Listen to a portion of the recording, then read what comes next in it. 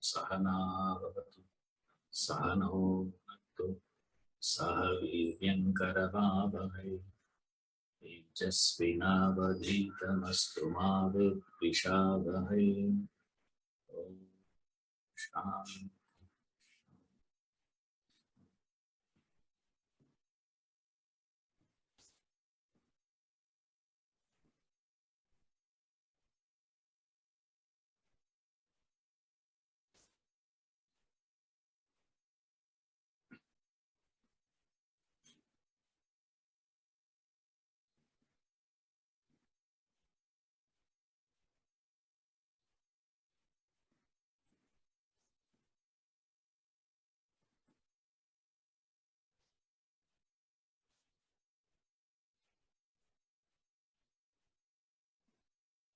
Since we perceive the world, we ask this question: who created the world? Because we cannot believe something can come on its own to existence. Something to come into existence, it must have been created by somebody at some point of time. If there is a book, someone must have written the book. Somebody must have printed the book. If there is a paper, someone must have manufactured the paper on which the book is printed. So we see the world. And when we see the world, we ask this question: what is the cause of the world? Or who has caused the world? How the world was created? And then we use our reasoning. Like how anything gets created, we see there are three causes combined together for any creation to happen. There must be a creator, meaning the one who has the knowledge of creation is the creator. And there has to be the instrument with which the creation happens, then the material with which the creation happens. If you take the example of a pot, there has to be a pot maker, and there has to be the wheel, the stick, etc. to rotate the wheel, and then there has to be a clay. So there is a potter, a wheel, clay. When all these three combine together, only a pot is possible.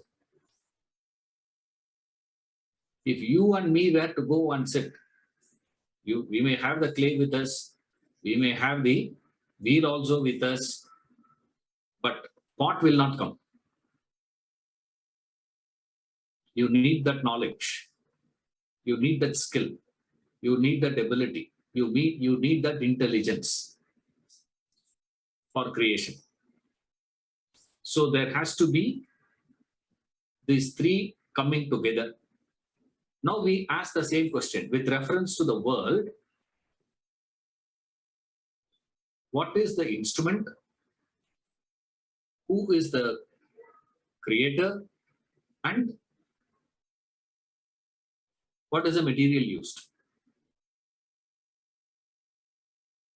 Now here comes the complicated aspects. Superficially, when you look at it, looks very logical. But then if you think little, we find that all three cannot be one and the same. A wheel is different, the potter is different, the clay is different. All three are different things. Now here if you say God created the world, immediately we ask the question, okay, if God were to be asked, given the position as a creator, then what is a wheel? What is the instrument he used? What is the material that he has used? Immediately we'll say what? God used himself as the material, himself as the instrument, himself as the creator.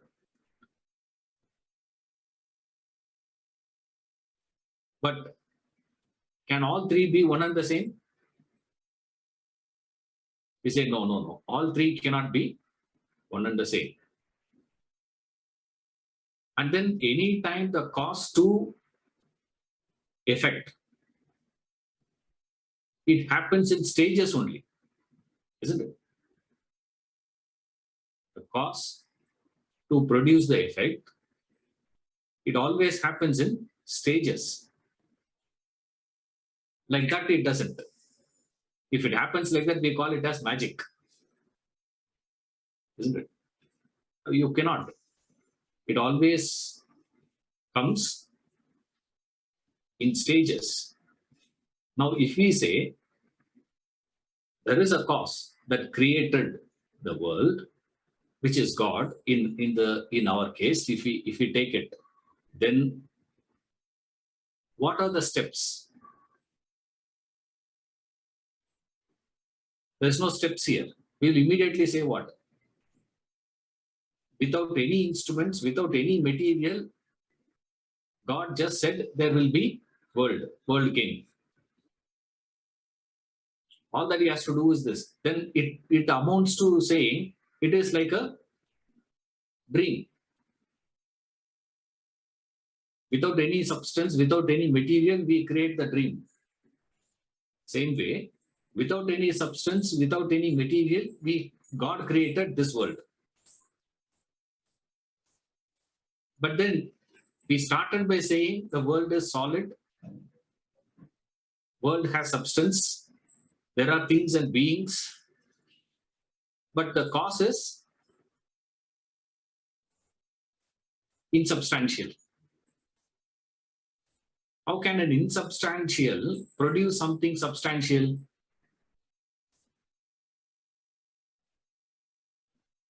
If God is the material, and if you take God to be eternal, then the world also has to be eternal. God cannot be destroyed. Same way, world also cannot be destroyed. But we do see that happening on a daily basis. World is getting destroyed every day. How? I'm not talking about global warming. Right? When you go to sleep, what happens to the waking world? The whole thing folds back. The moment you wake up, the whole thing unfolds. It just goes into manifestation and unmanifestation. The world that we are experiencing is manifested now. When you go to sleep, the whole thing goes to unmanifested. What we call as vyaktam and avyaktam. The world gets into manifestation and it gets into unmanifestation.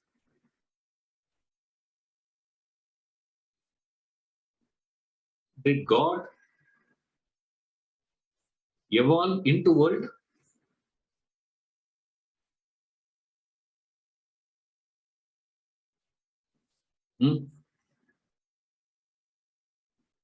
One of the principles is this.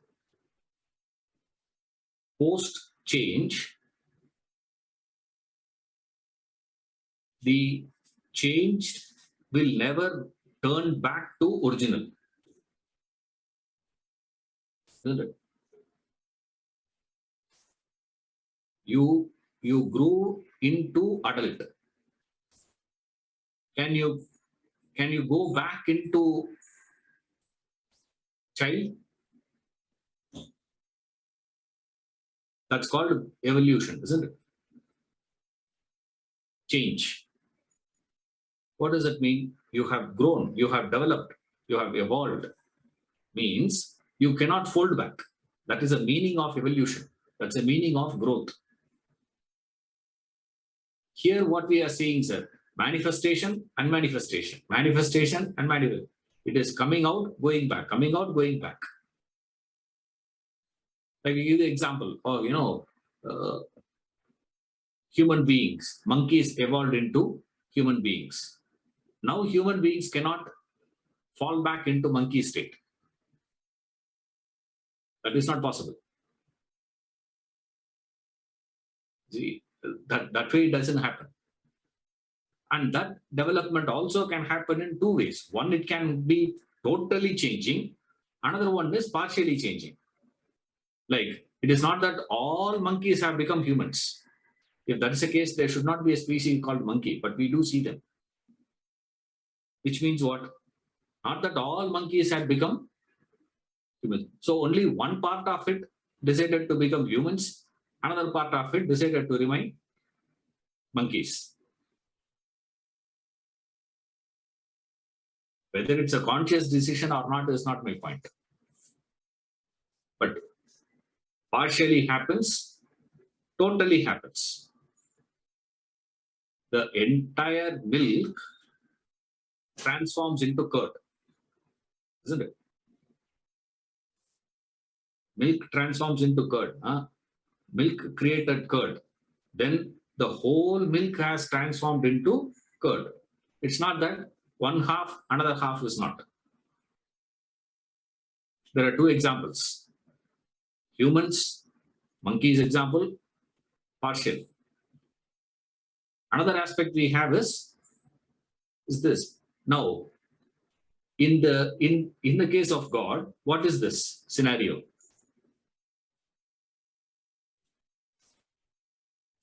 If that is the case, if God has evolved into the world, God became the world, if you say, then the problem is another flaw we encounter there.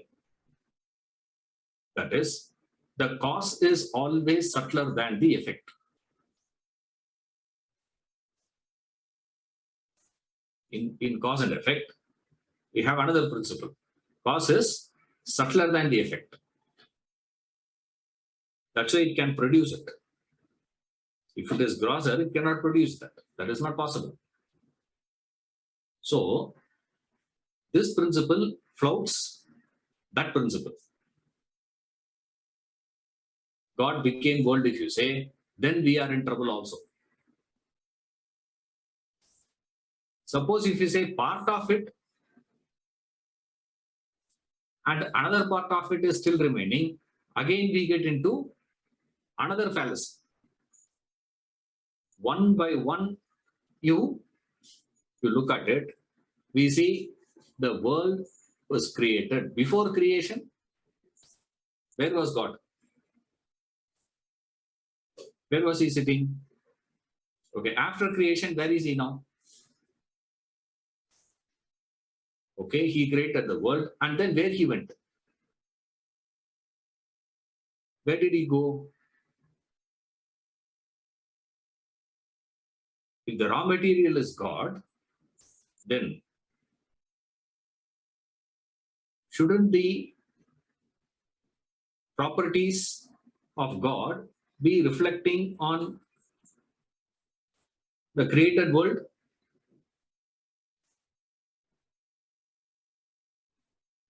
Was that nothing of these things? There's another theory we say. It's all Leela for God. For his entertainment and for his sport, millions of us have to suffer. No. You don't have to suffer. All that you have to do is go and praise him. He will take you out of the samsara. You call him God. He says, unless you praise me, I will not grant you moksha. So what do you have to do? So for my fun, I will create you. I will put you there. And now, if you praise me, I will grant you release if I will. Till I am happy with your praises. Not that one day you praise him, he will grant you. No.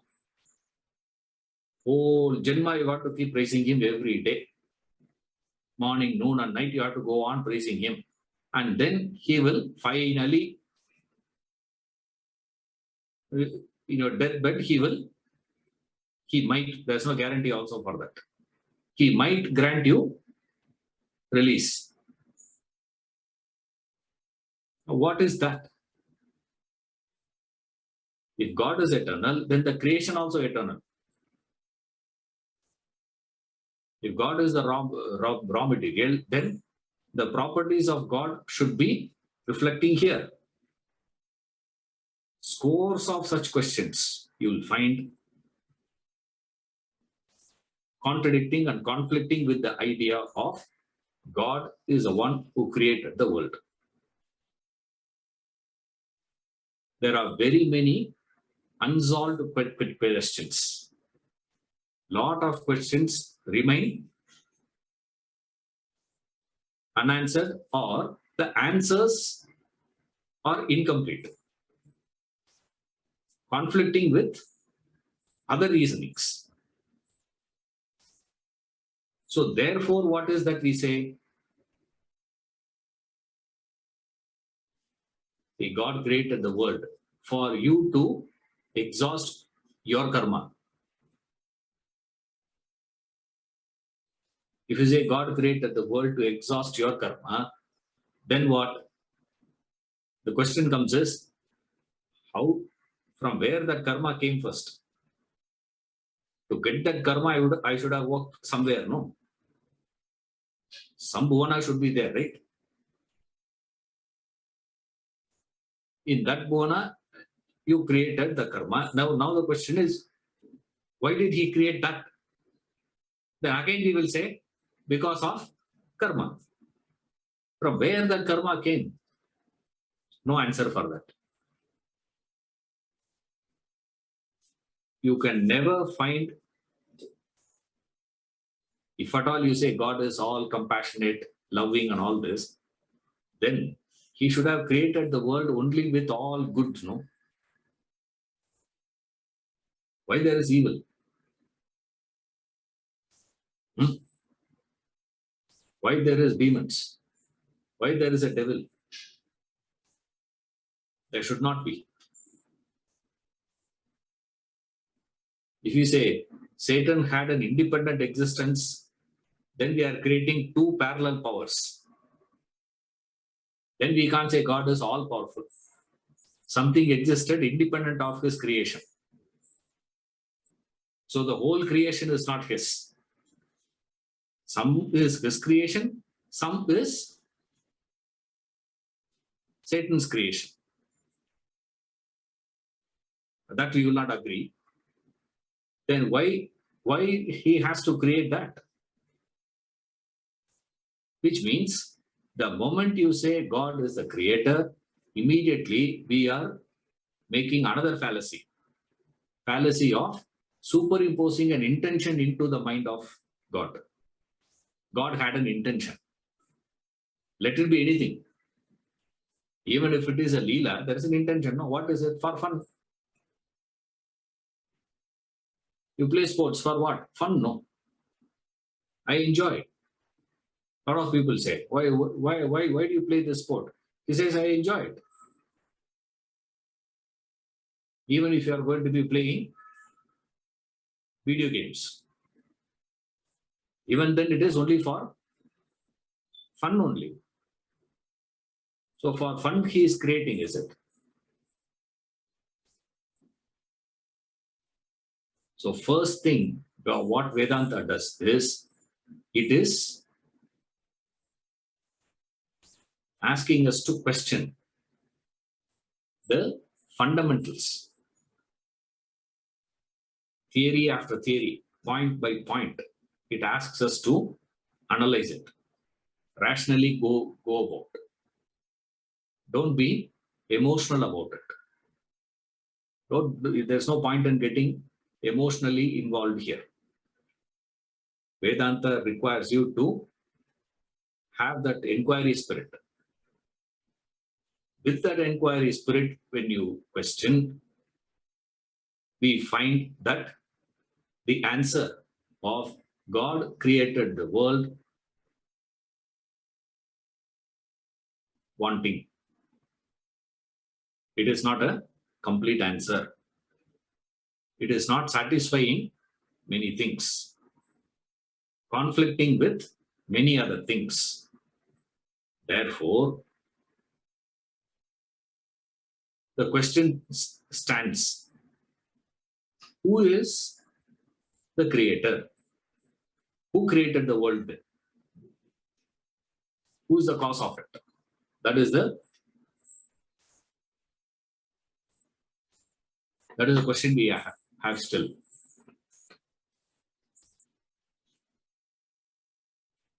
To which Vedanta says, who is responsible for creation? Vedanta asks you, on what basis you are calling it as creation, first of all. What basis? What do you mean by creation?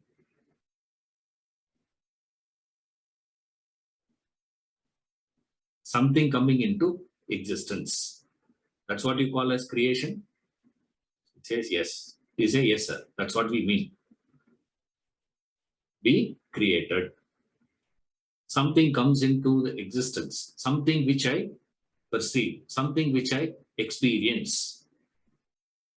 That is what is referred as creation. It says agreed. Fine. Or else you have to change your definition of creation. What is creation, sir? Creation means this. Something he brings into existence.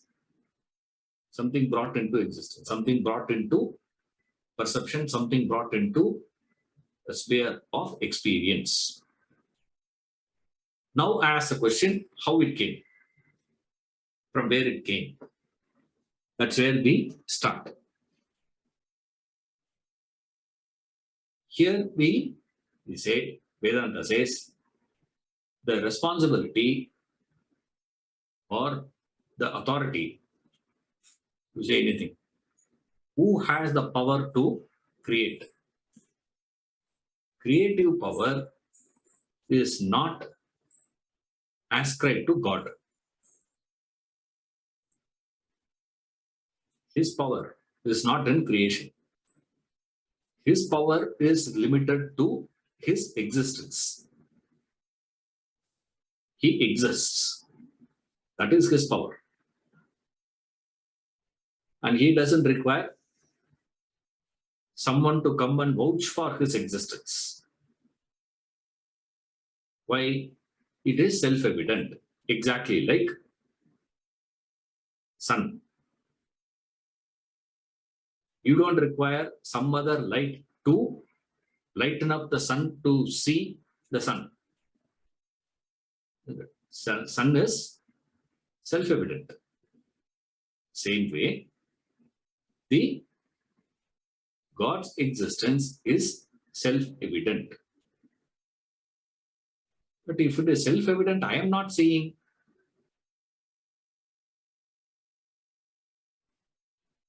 I'm not able to see. Vedanta says, open your eyes. Then you can see. Even if sun comes up in the morning, if you are sleeping, what can sun do? Sun cannot penetrate into your eyes and come and show. That is not possible for him. Sunrise happens, that's all. Sun has come already. But you are refusing to open your eyes. Then you cannot see. So we claim that God is not. So what we want is, we are asking sun to come inside my eyes and stand and prove your presence. Then I will open my eyes. It's like the argument of a born blind. And this man was so anxious to get sight. And the doctors have told him that he can regain his sight. All that he had to do is, we need to wait for a donor to give eyes. fitting. There are certain conditions. If you get that proper condition things, we can do the surgery and you will get the sight. And one day he gets a call from the hospital saying there is a donor. There is eye. We can fix. Come, get yourself admitted. He's so excited. He goes, gets himself admitted in the hospital. The surgery happens. And after surgery, the next day, they are opening. They open the thing, they remove the cotton, and now the doctor is standing next to the patient and saying, slowly open your eyes. Right. Now the patient is telling to the doctor, doctor, give me guarantee that your surgery is successful. Because if I open, I am not able to see, then I will be so disappointed. So, first prove to me that your surgery is successful. The doctor says, yes, it is successful. Please open your eyes. But what is a guarantee? The patient is asking, what is a guarantee, doctor? The guarantee is what? Guarantee is in your opening only. And still there, the fellow has not opened his eyes. He says, no. First you give me the proof of eyesight. Then I will open. Even if I open, doctor, I have never seen. What is a guarantee that for the last 30 years I have not seen? I don't know what is seeing. Just by opening the eyes, I will learn seeing. How is it possible? It will not happen. It is nothing happens just like that. You don't learn anything just like that. You have to strive. You got to work a lot. No. Seeing is what? You don't need a special training for seeing. Open your eyes. If your organ is fitted to see, you will see. Hearing, if your organ is fine, you will hear. Smelling, if your organ is fine, you will smell. Isn't it? There is no special training required for you to see, to hear. To decipher what you are hearing, you may need. But hearing itself, you don't. Like language. If you were to watch a Korean movie, to decipher what they are talking,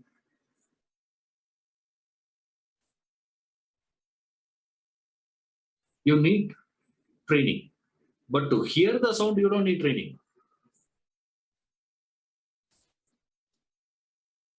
Sun is self-evident. Even though sun is self-evident, to see, you have to open your eyes. Sun will not force himself and enter into your system. That is why we say God is all-loving. Why?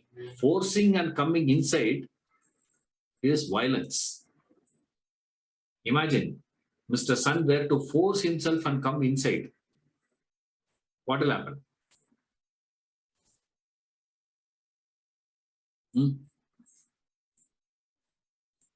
That's violent. The sun will say what? Light will say, I am there. But for you to recognize that, minimum requirement is you should open your eyes.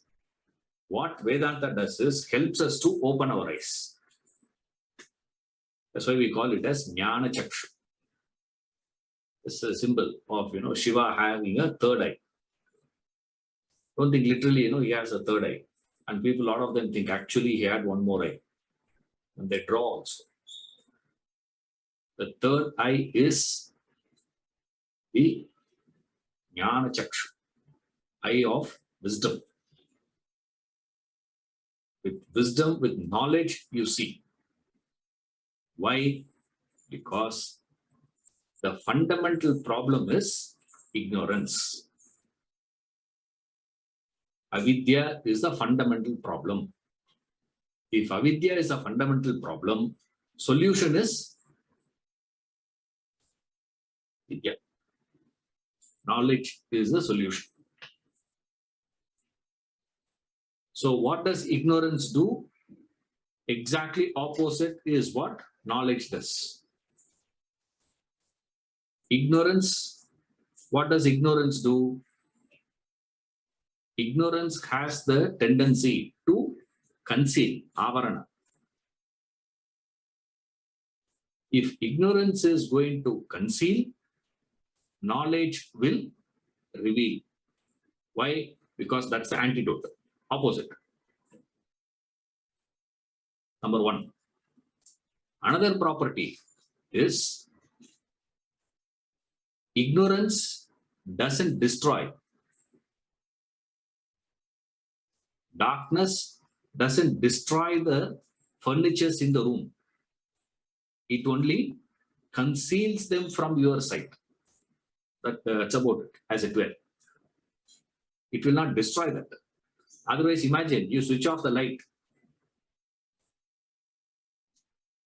All that you have in the house will disappear. No, it doesn't destroy. It only covers it up. So what does light do? Light will not create anything. Ignorance doesn't destroy. Knowledge doesn't create. Then what does knowledge do? Knowledge only reveals, which is opposite of concealing. Like opening your eyes. You open your eyes, you see. All the spiritual disciplines that we do in any systems in the world, all teachers and gurus, the masters and religions train us only to open your eyes. What amount of effort you have to put in is just open your eyes and see. That's all. Just that you don't have to even see. Open your eyes, seeing will happen automatic. There's no one more step. There's only one step here. That is the knowledge that you gain here.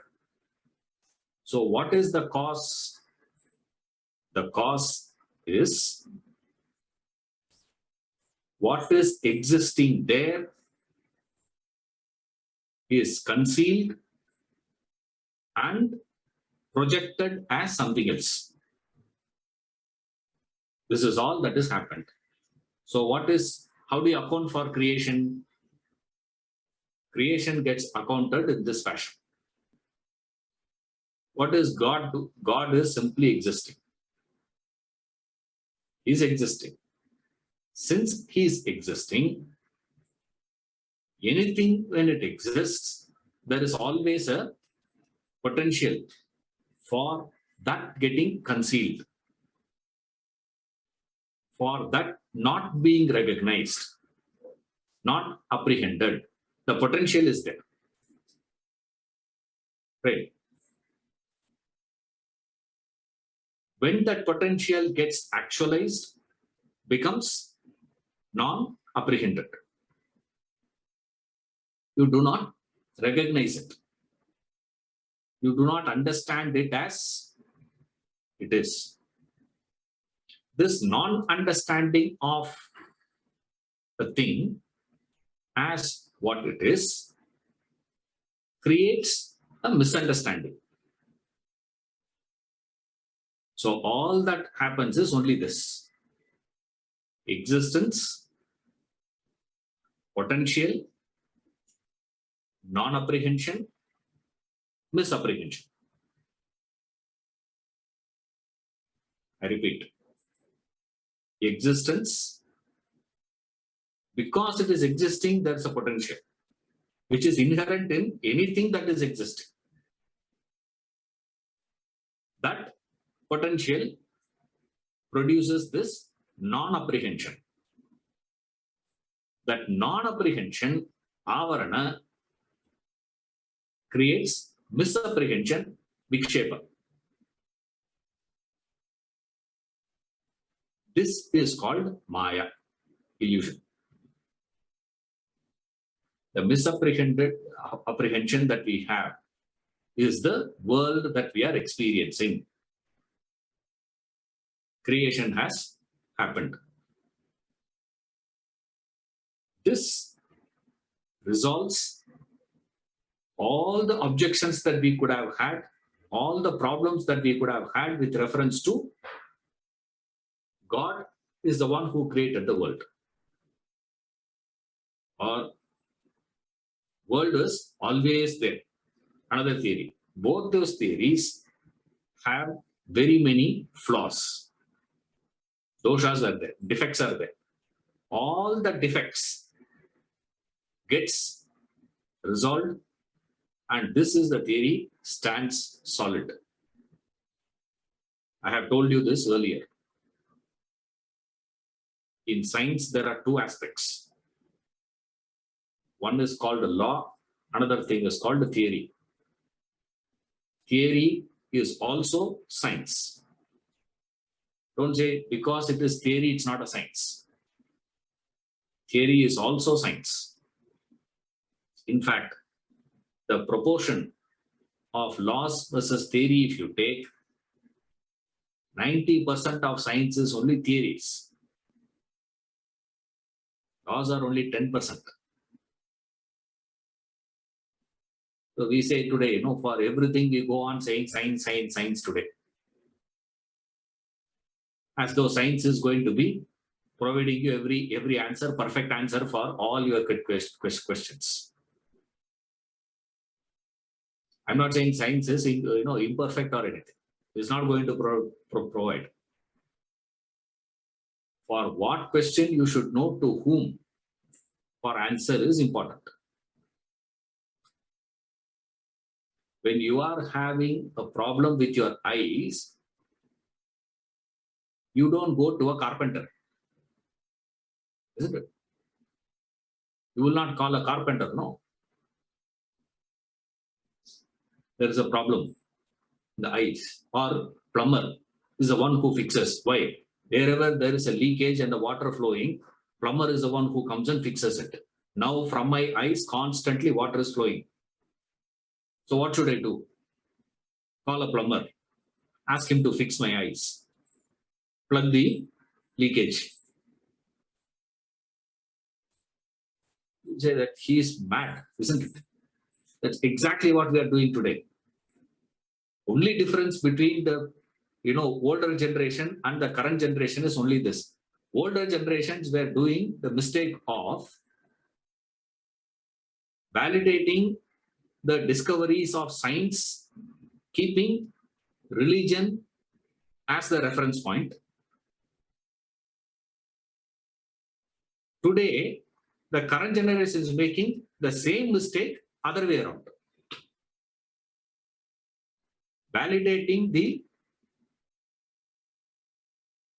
religious discoveries, statements, truths, keeping the yardstick of science.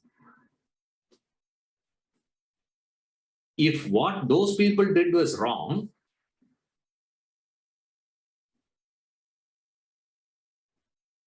what are we doing?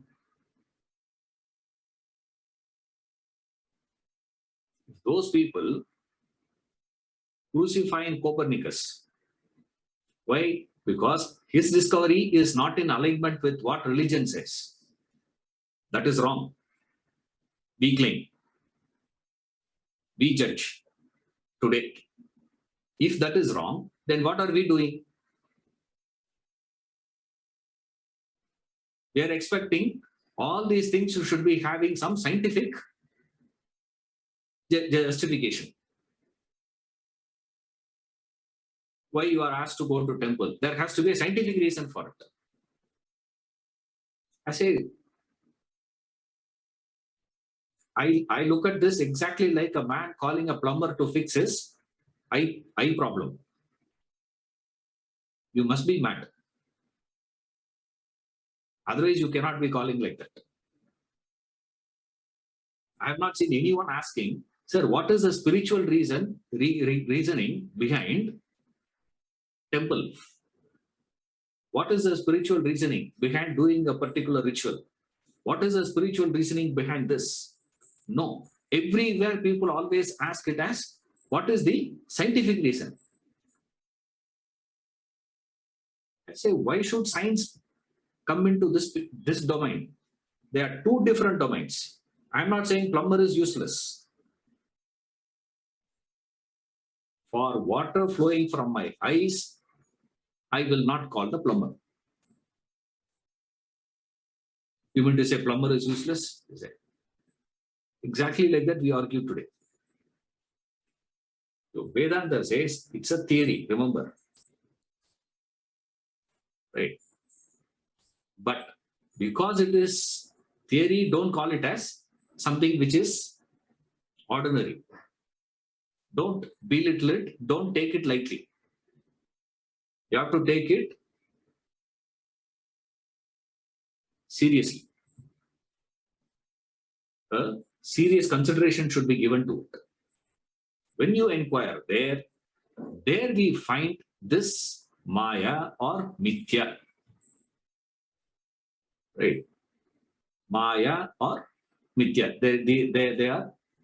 There are two words they use.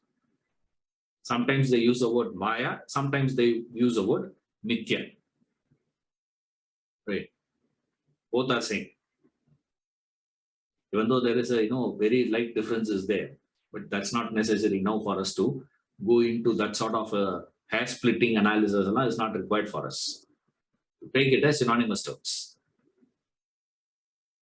Like king and monarch, there is a difference, no? There's a difference. Emperor is different, monarch is different, king is different. That is all, only for people who are writing MA literature. As far as we are concerned, we take all those people are same. Same way here. You say there is a difference, but then right now you don't have to worry about it. All that you need to understand is there are two words used. Both the words can be clubbed in English as one word called illusion.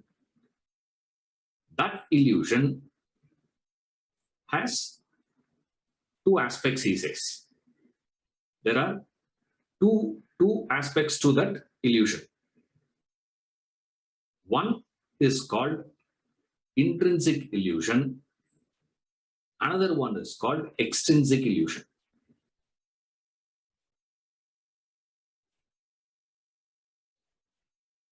Don't get scared with the words, right?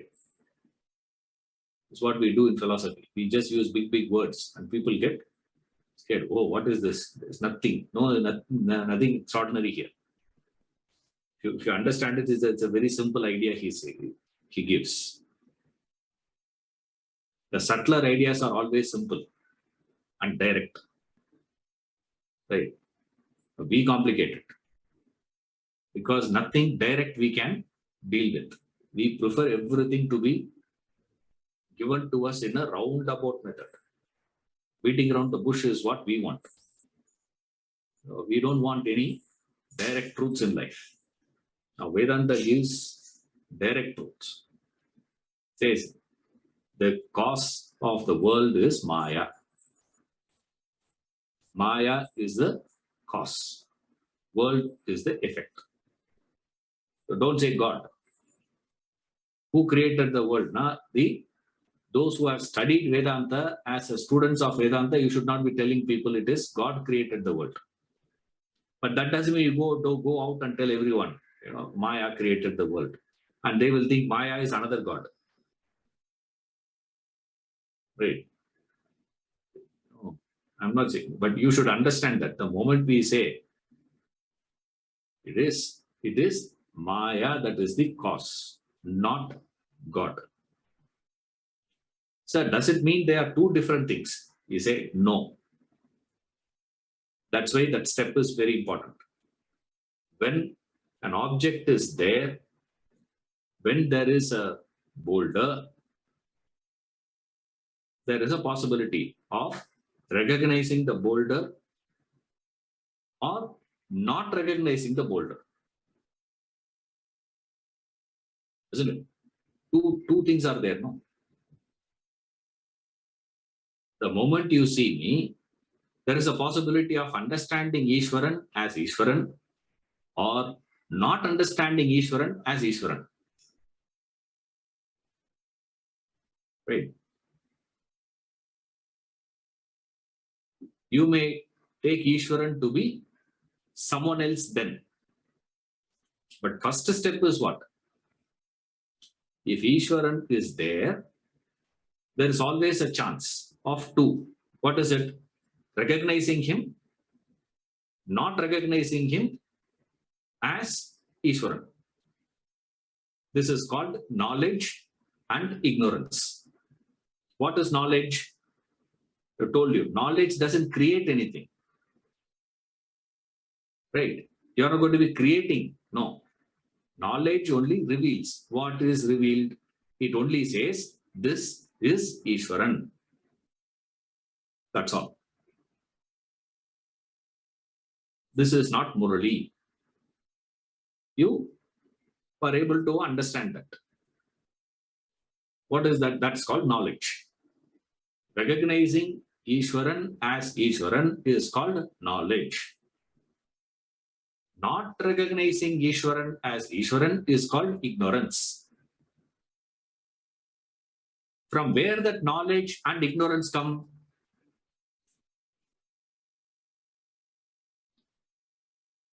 Only when Ishwaran is there. Correct. Instead of Ishwaran, there were to be a snake. Then what happens? Recognizing the snake as snake or not recognizing the snake as snake.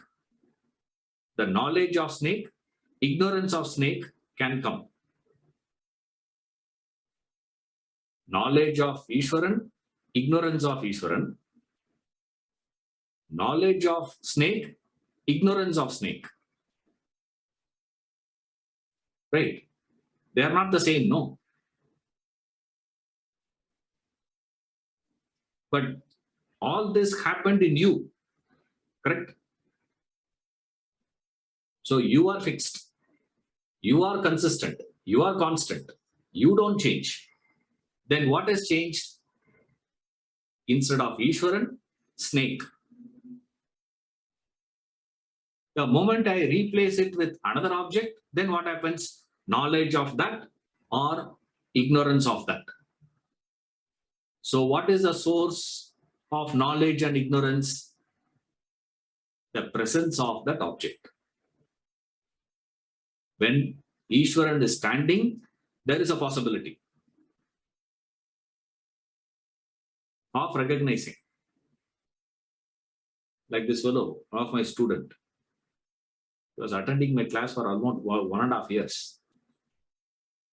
Or maybe a little less, maybe, but for a long period of time. Those days I was staying alone in Jayanagar, Eastern Circle. Those days lunch, I would come to this, Kadambam Hotel for lunch. I'd go there for lunch. So one day I went for lunch. I picked up the lunch and I turned to, find a place for me to sit. And I found this man sitting there, having coffee. And he saw me, I saw him. If the eye contact has not happened, I would have been that side. I would have moved the other way. Eye contact happened. Since the eye contact happened, I went to his table and sat. He was having coffee in front of me. I'm having lunch in front of him. He's looking at me. I'm looking at him. I smiled at him. He smiled back. Not that he didn't smile. Of course, he smiled back. Very sweet. But there was a big question mark in his face. Why this man is smiling at me? Fortunately, that is India. You know, if the same thing were to be in some other country, that fellow would have started doubting me. Man, he was looking at me, why this guy is smiling at me? And he quickly finished his coffee and left without uttering a word. You know why? I was in track pant and t-shirt. I'm just going there to have lunch, see. So I'm not going to go in full uniform and all that. Right? I was in track pant and t-shirt. Now, next week, when we had the class, he came for the class. He said, hello, sir, how are you? This and all these inquiries were going on after class, I asked him, what? You don't even recognize me? He said, no. How can I not recognize you? I said, isn't it on Thursday afternoon, 2:30, you are there in Kadambam, having coffee, double strong? He said, how do you know that? You remember the man who sat in front of you and smiled at you? That was me. Only then he realized. Interesting experience. I was sitting in front of him. He looked at me, I looked at him. But then, did he have that knowledge that this is Ishwaran? That's called intrinsic illusion. You see that? He saw me, but then he didn't recognize me. Right? This is called intrinsic illusion. You see, but you don't recognize. Only one will exist. What? Either the reality will exist or the illusion will exist. This is called intrinsic. Extrinsic illusion is going one step further. What is the next step? Next step is taking me to be Murli. The fellow comes and pats me in the back and says, hi Murli, how are you? I look at him and say, who? How did that happen? He also went through the same steps as this man. Right? What is that? Ishwaran. But he did not recognize Ishwaran as Ishwaran. But then he went one step ahead of what? Mistaking him to be Murli. So what is there, sir? Next step. Further development of it. This is how world is created. And then they go back to the same examples. There are two famous examples they use for creation, explanation. One, pot.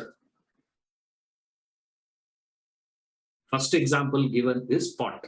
Remember that. Second example is rope and snake. Right? The pot making example is used at two levels. First level of pot making example is the preliminary explanation for God. How the pot came into existence because of three things. Correct? There are three things. No. What are the three? There has to be a pot maker, and then there has to be the instrument, wheel, and then clay, material. So, three are there. So, those three came together and created. Exactly like that. God used the three and created. And then the student starts investigating. Preliminary student will not go through that inquiry, investigative mode. Then the student grows and he starts probing. When he starts probing, he would start asking the questions that we have asked earlier. So how is it possible all three to exist? Why? How? All those questions, when it comes into picture, Vedanta will use the same pot and say, my dear friend,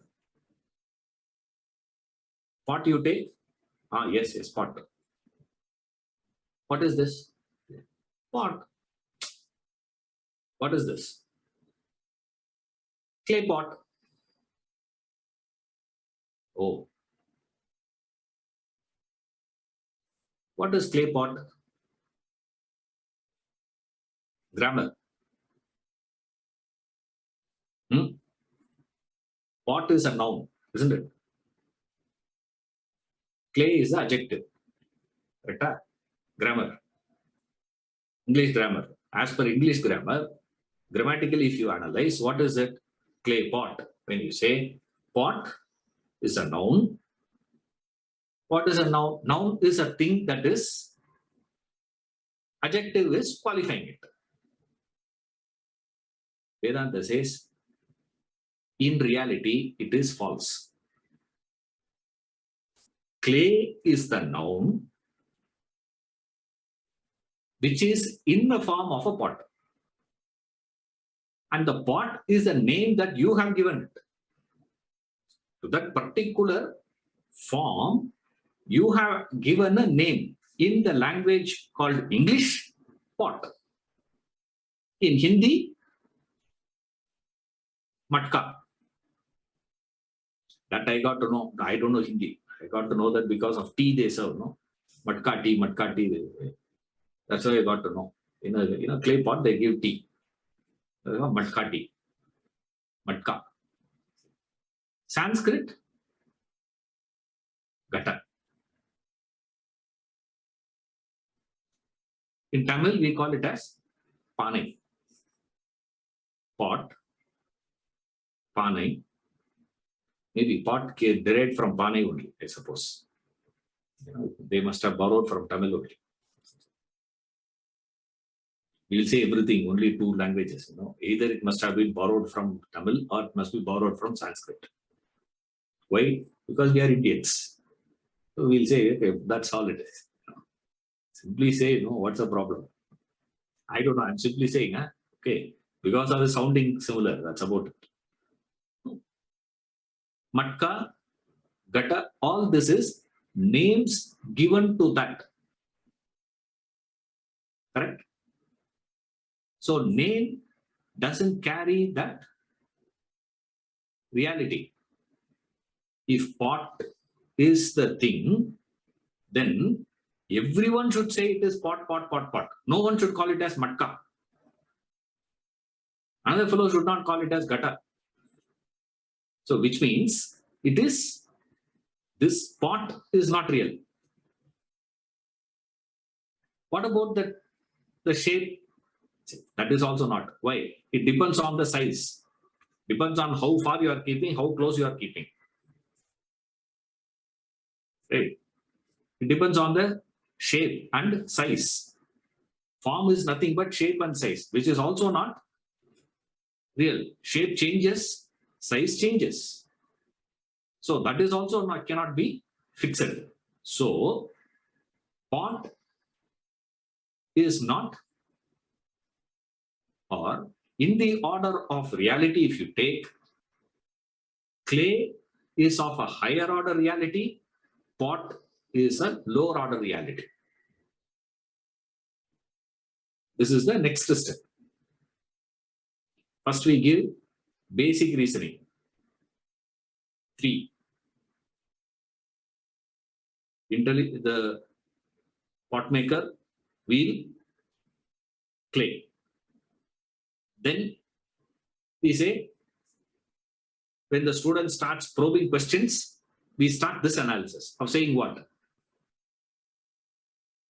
Pot is of a lower order reality and clay is a higher order reality. In fact, clay alone is real. Pot is what then? Naama-roopa. Name and form. That's it. Rejected. Then the student will want to know little more about how come this belief of me taking pot to be noun, clay to be adjective. From where that came? How did that happen? That is where they go to the next layer of analysis, saying that is called Maya, illusion. What is that illusion, sir? That illusion works in two ways. There are two illusions operating. One is called intrinsic illusion, another one is called extrinsic illusion. What is intrinsic illusion? Is example of post and ghost. It's little easy to understand, that's all. Right. Post and ghost is the example given to explain what is intrinsic illusion. If you see the post, there is no ghost. If you see the ghost, there is no post. Only one will exist. Either post will be existing or ghost will be existing. Both cannot exist. When the real object post is registered, perceived, cognized, the illusory ghost disappears. When you are registering, perceiving illusory ghost, the real object post will disappear. So in intrinsic illusion, what is the condition, sir? Either you perceive illusion or reality. Either you see illusion or you will see reality. They can never appear together.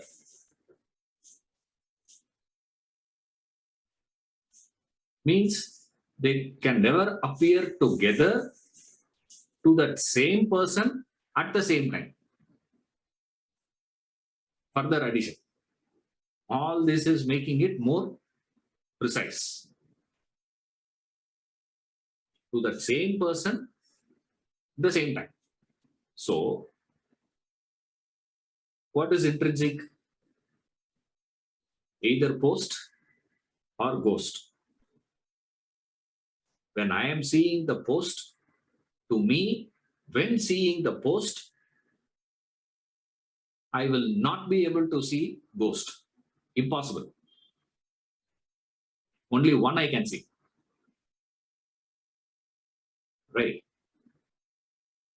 Then they go to, okay, sir, what is the extrinsic illusion?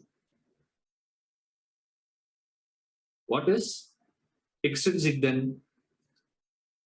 In extrinsic illusion, the example given is mirror. Right. Remember these examples. And then you can get the idea. If you remember the example, from there you can get the concept. For intrinsic illusion, remember post-ghost example. For extrinsic illusion, he gives mirror and image. So in extrinsic illusion, what is there? There is an object, you are standing, then there is a mirror, and inside the mirror, there is a reflection. Your own reflection. So what do you see in extrinsic illusion? In extrinsic illusion, there are three things. Parallelly, you can see all three. All three simultaneously you can see. What? The real, and then you see the medium, and you see the image. When this image, medium, and the real object were to be seen together, that is called extrinsic illusion.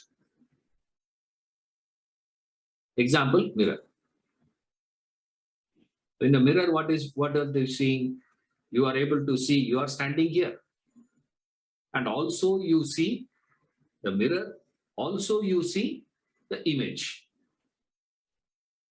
Now, the proof of your existence, you standing, is it dependent on the reflection?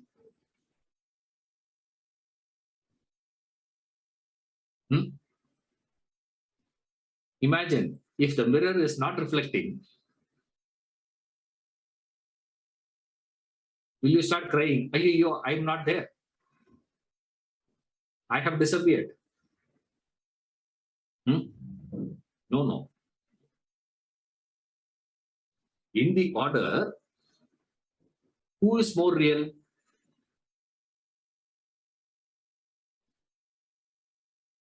The dependent and independent. Who is dependent? Who is independent? The real object is independent of the image. Why? The image gets influenced by the mirror.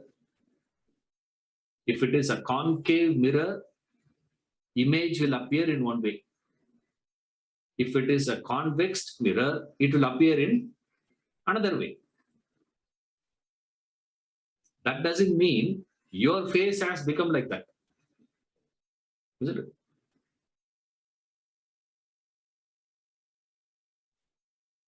Sometimes it looks fat, sometimes it looks small, sometimes it looks, only one side, it goes one direction. That doesn't mean your face has become all that. No. You say what? My face is independent of the image. The image is not because of this. The image is because of the mirror. These are the points you should remember. Intrinsic illusion, what you should remember? Only one will appear, same time, same person. That's the message. Essential point to remember. Example is easy, but what are you trying to understand through that is this. In extrinsic illusion, he gives the example of mirror. From there, what we extract is this point. That is, the image is not because of the object, even though it is taking the properties of the object, it gets distorted by the mirror medium. Without, if you move out of that, there is nothing in the mirror, isn't it? Mirror becomes empty. That's why it can reflect anything. Imagine if my face is fixed in the mirror, if you go on stand, what it will show?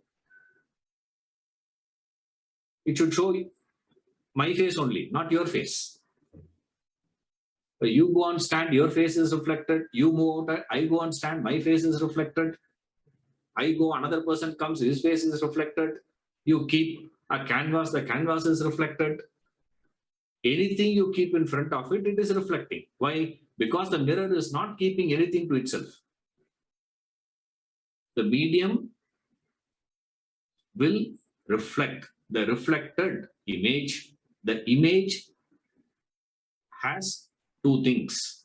One, the real object also gets distorted by the medium. If the medium is of a different type, image also will differ. But the object is not getting influenced by that. However, the image is, object is independent of that. But you can't say the image is independent of the object. For if the object is not there, image is not there. Also, it has, if the mirror is not there, image is not there. By destroying the mirror, you are only destroying the image, not the object. These are the points you should keep in mind. Then he goes to one step further. This is where problem will start. Up to this point, it will not have any issues. Right? When you come to the world and its creation and existence and all that, he says, both these illusions are playing simultaneously. Right? Intrinsic illusion, also extrinsic illusion are working together here. This is where we use the example of rope and snake. Right? What we see is only this pot. Then post and ghost. Then mirror. This is all we have seen today. Right? Because we had a long break. So I just wanted to put things to your, to your memory again. So far, what we have seen is only this much. Now we have to see how both these things are working together to create the world. Example he is going to take is rope and snake. Right? We'll see that in the next class.